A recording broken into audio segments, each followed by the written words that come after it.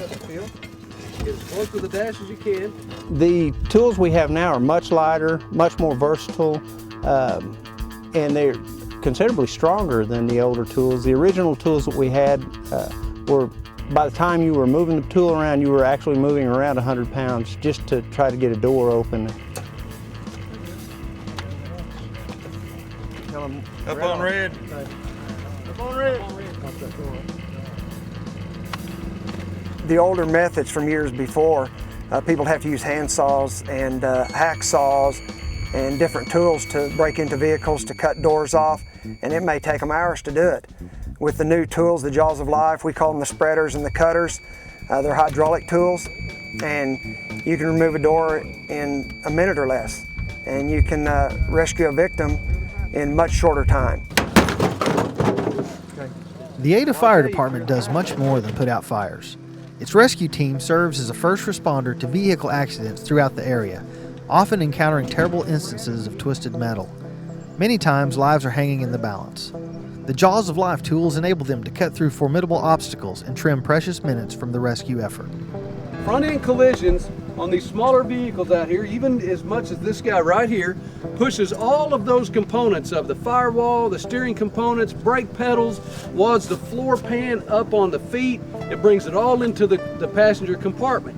Now, until they figure out in the auto industry how to correct all of that, making collapse zones more shock absorbable, then what it's going to do is it's going to continue to push stuff in there on our patients. There is what is called a golden hour, and that's from the moment of impact to the moment that patient gets on the surgery table. That's considered the golden hour, and we want to have that done within that hour. Time is always of the essence when you have, the golden method of 60 minutes. If you can cut it down to 30 or even 15 minutes, then you're going to save more lives. We can use the support back there. With saving lives as the primary goal, Ada firefighters participate in ongoing training sessions designed to improve their rescue skills. Oklahoma State University's Fire Service Training recently conducted a vehicle extrication class at George Smith's Salvage Yard. Firefighters from other Oklahoma communities also attended the training. So what we're going to do is make a cut as deep as we can right here. Make our cut, put another cut if we can. We can go ahead and make two cuts, one about here and one about an inch or two higher. Remove that little piece there so it doesn't catch. Don't be afraid to cut more metal, to make some more, to free some metal up, to loosen it up so that you can do your job. That's why it's good if we have two tools operating at the same time. We can have somebody with the cutters and they can look and see what needs to be done. They can go, I can make a cut here and here while he's doing this and assist him. Because we want to get that patient out as quick and as safely as possible, get him to the hospital. Well, being involved with the fire department for all these years and working many wrecks and seeing patients that possibly could survive with the proper techniques and training, I got interested in teaching and thought I could have a service there and help some others to learn how to better extricate people, patients from wrecks, and maybe save a few lives. People don't realize that from 1 to 4 every day we have class.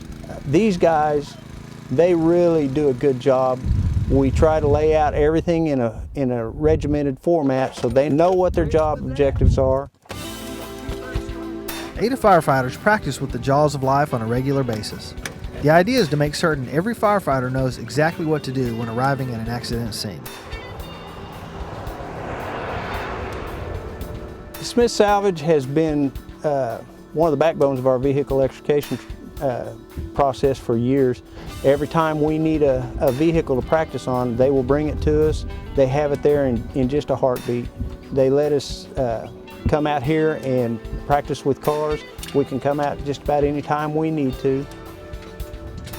I can brag on the Ada firefighters from their chief on down. You can tell that they're very motivated, very well trained, the leadership's good. Come up here, take the windshield out, put chains around the steering column, steering wheel. There's new guys on the department that are getting to the point now that they know what I know after 24 years. I just can't imagine where they'll be in 24 years.